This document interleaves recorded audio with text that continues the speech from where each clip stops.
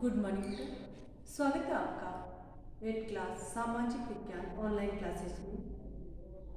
आज अपन पढ़ रहे हैं चैप्टर नंबर 10 स्वतंत्रता की बात।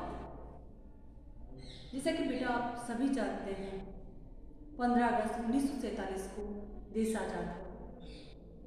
लेकिन देश आज़ाद होने के साथ ही एक त्रासदी ये भी रही कि भारत और पाकिस्तान के रूप में देश का 2 टुकड़ों में विभाजन हुआ। तो जो देश हमें प्राप्त हुआ वो एक नया और खंडित राष्ट्र था। खंडित का अर्थ विभाजित। कुछ चीज टूट जाती है ना तो उसे अपन क्या कहते हैं, खंडित होना। तो जो स्वतंत्रता हमें मिली तो उसमें भारत कैसा मिला हमें, नया और खंडित राष्ट्र के रूप में, एक टूटे हुए राष्ट्र के रूप में जो 2 टुकड़ों में बढ़ चुका था, भारत और पाकिस्तान के रूप में। स्वतंत्रता के बाद भारत के सामने बहुत सारी चुनौतियां थी। बंटवारे यानी विभाजन के कारण 80 लाख शरणार्थी पाकिस्तान से भारत आ गए थे। वे हिंदू जो पाकिस्तान वाले क्षेत्रों में रहते थे वे भारत आ गए। इन लोगों के लिए रहने का इंतजाम करना था, इन लोगों के लिए रोजगार का इंतजाम करना था। और जो महत्वपूर्ण समस्या थी वो एक ये भी थी कि उस समय भारत 500 से अधिक 562 रियासतों में बटा हुआ था। इन सभी रियासतों का भारत में एकीकरण करना था तो एक टेढ़ा काम था। शरणार्थी और रियासतों की समस्या पर पूर्ण ध्यान देना लाजमी यानी जरूरी था। लंबे दौर में नवजात जब कोई छोटा बच्चा जन्म लेता है तो उसको अपन कहते हैं नवजात, जिसने अभी अभी जन्म लिया है। तो भारत के नवजात राष्ट्र को एक ऐसी राजनीतिक व्यवस्था विकसित करनी थी जो यहाँ के लोगों की जरूरतों और आकांक्षाओं के अनुरूप हो। हालांकि भारत की आबादी काफी बड़ी थी जब देश आजाद हुआ। भारत की जनसंख्या थी 34.5 करोड़।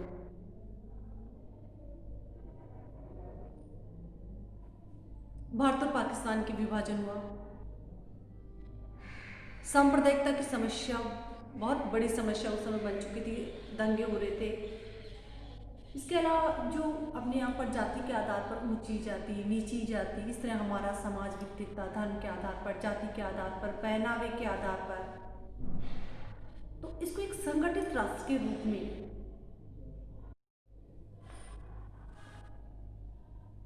एकता की समस्या के साथ ही विकास भी एक बड़ी समस्या थी कि भारत की विशाल जनसंख्या गांव में निवास करती थी। अधिकांश जनसंख्या कृषि पर निर्भर थी और कृषि भी जो हमारे काश्तकार यानी किसान, तो जो हमारे काश्तकार थे, किसान थे, जो कृषि कार्य करते थे वो भी मानसून यानी बारिश पर निर्भर थे, तो वो भी अधिकांश समय बेरोजगार थे।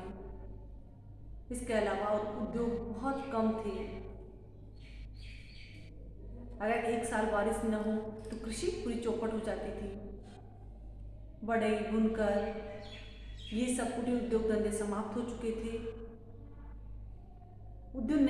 नए उद्योगों की स्थापना हो रही थी। जो फैक्ट्री मजदूर थे, झुग्गी झोपड़ियों में रहते थे, उनके लिए सुविधाओं का अभाव था।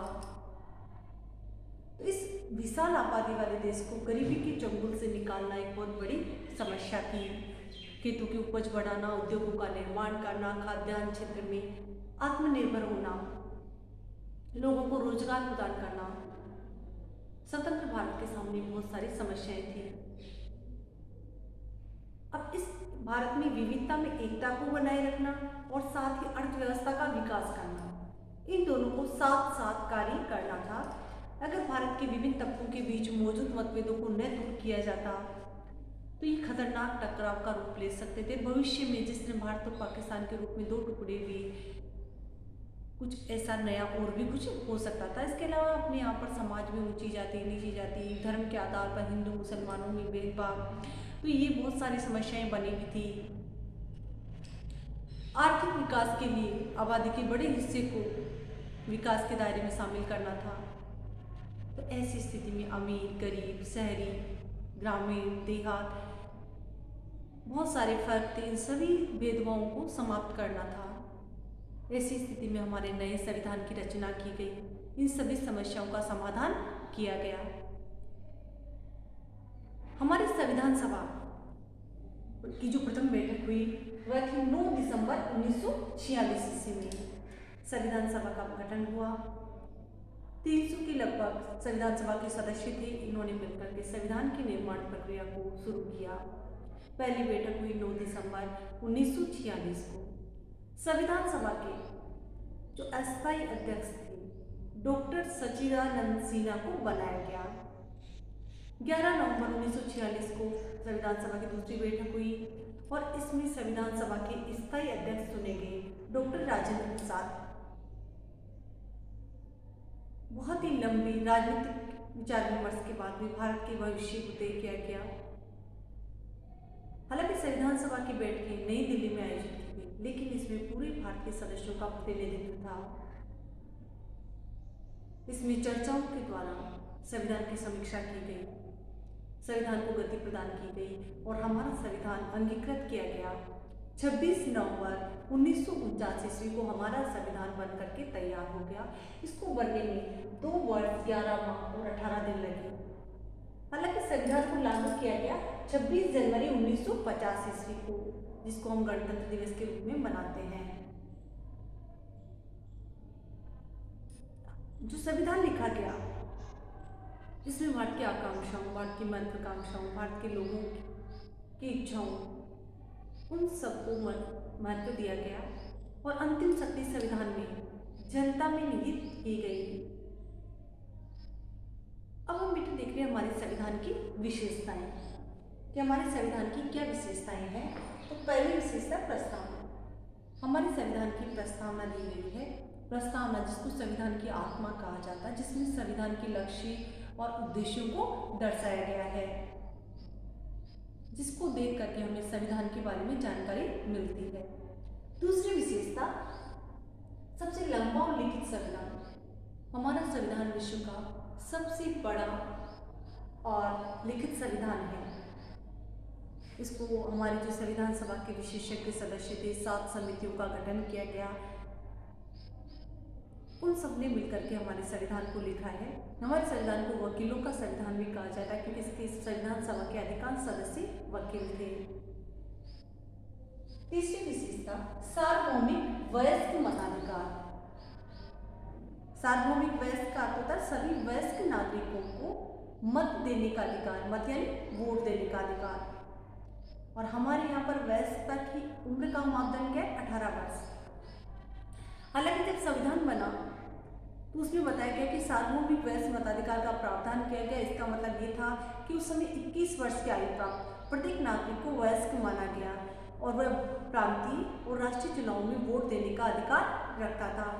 ये क्रांतिकारी कदम था क्योंकि उस समय सभी लोगों को मताधिकार प्राप्त नहीं था। इससे पहले कभी भी भारतीयों को खुद अपना नेता चुनने का अधिकार प्राप्त नहीं हुआ था और स्त्री पुरुष सभी को समान रूप से वयस्क मताधिकार प्रदान किया गया। फिर अपन बात करते हैं मौलिक अधिकार। हमारे संविधान में सभी नागरिकों को बिना किसी भेदभाव के कानून के सामने समक्ष माना गया। सभी को कानून के सामने समान संरक्षण प्राप्त करने का अधिकार था। मौलिक अधिकार के द्वारा नागरिकों को अपने अधिकारों के लिए सजग बनाया गया। समान रूप से नौकरियों में समान रूप से आगे बढ़ने के अवसर दिए गए। छुआछूत को समाप्त किया गया। अभिव्यक्ति की आज़ादी प्रदान की गई और अपने अधिकारों का हनन होने पर न्यायालय में जाने की छूट भी प्रदान की गई। तो मौलिक अधिकार उस समय क्रांतिकारी कदम था भारतीयों के लिए।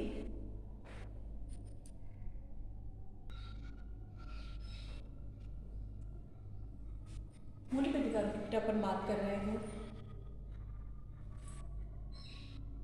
इसके अंतर्गत हमारे यहाँ पर धर्म के आधार पर, जाति के आधार पर किसी के साथ कोई भेदभाव नहीं हो सकता। सभी नागरिक संविधान के सामने समान हो गए। चौथी विशेषता अपनी धर्मनिरपेक्षता। भारत में सभी तरह की जातियाँ समुदाय निवास करते हैं। भारत में विभिन्न धर्मावलंबी रहते हैं, हिंदू, मुस्लिम, जैन, सिख, ईसाई, पारसी। इन सभी को धर्मनिरपेक्षता के आधार पर समान माना गया। राज्य धार्मिक मामलों में हस्तक्षेप नहीं करेगा। सभी धर्मावलंबी अपने अंतःकरण की उपासना की स्वतंत्रता उन्हें दी गई। नए संविधान में सभी समुदाय के लोगों को वही अधिकार दिए गए जो अधिकार हिंदुओं को प्रदान किए गए। इसमें किसी प्रकार का कोई भेदभाव नहीं किया गया। इसके अलावा जो अगली विशेषता है वह है पिछड़े वर्गों के लिए विशेष प्रावधान।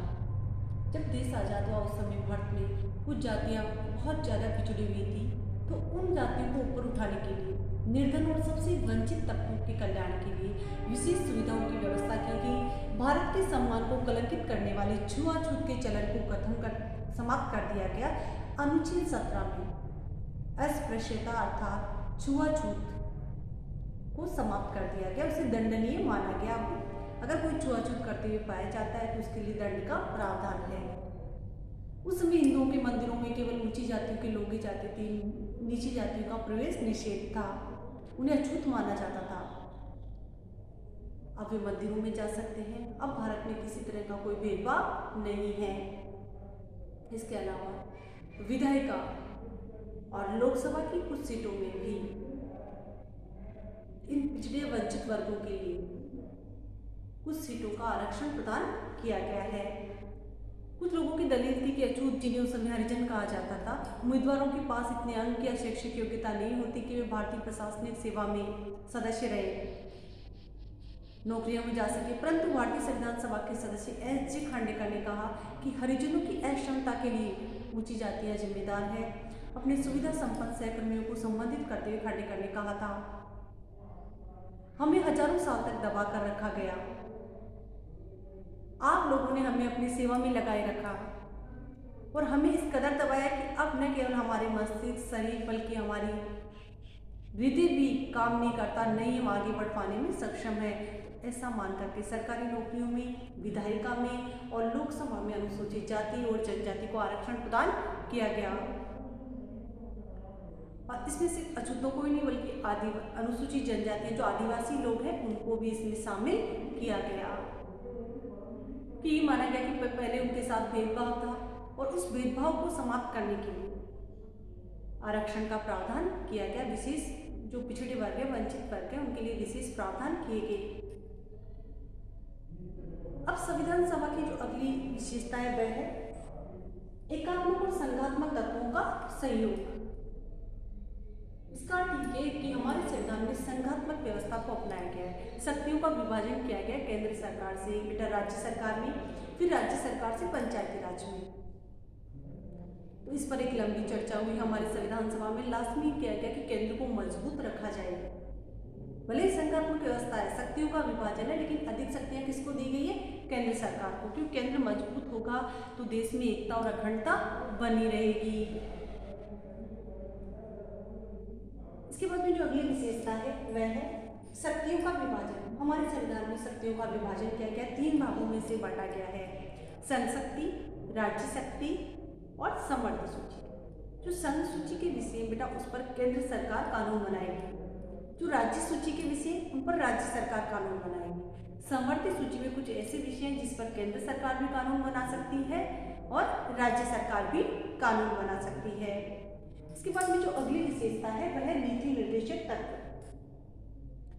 भीमराव अंबेडकर जैसे नेता मानते थे कि देश में राजनीतिक लोकतंत्र की स्थापना तब हो पाएगी जब सामाजिक और आर्थिक लोकतंत्र की स्थापना होगी। इसके लिए नीति निर्देशक तत्व संविधान में जोड़े गए जो कि राज्य के लिए मार्गदर्शक हैं। राज्य सरकारें कानून बनाते समय नीति निर्देशक तत्वों को ध्यान में रख करके कानून बनाएगी ताकि समाज के जो वंचित वर्ग है उनका सामाजिक और आर्थिक विकास हो सके और राजनीतिक लोकतंत्र की स्थापना हो सके। तो इस तरह हमारे संविधान निर्माताओं ने उस समय की परिस्थितियों को ध्यान में रखकर, जनता के आकांक्षाओं को ध्यान में रखकर के संविधान का निर्माण किया। तो एक बार फिर से बेटा अपन संविधान सभा की विशेषताएं देखते हैं। पहली प्रस्तावना, दूसरा सबसे लंबा और लिखित संविधान, तीसरा सार्वभौमिक वयस्क मताधिकार, चौथा मौलिक अधिकार, पांचवी विशेषता धर्मनिरपेक्षता, छठी पिछड़े वर्गों के लिए विशेष प्रावधान, सातवीं विशेषता एकात्मक और संघात्मक तत्वों का सहयोग, आठवीं विशेषता है शक्तियों का विभाजन और नवीं विशेषता है नीति निर्देशक तत्व। तो इस तरह भारत के संविधान की विशेषताएं बेटा अपन ने पढ़ी। अगर आपको कोई समस्या सामने आती है तो आप कमेंट बॉक्स में जाकर के लिख सकते हैं। और इससे आगे का जो टॉपिक है वो अपन कल पढ़ेंगे।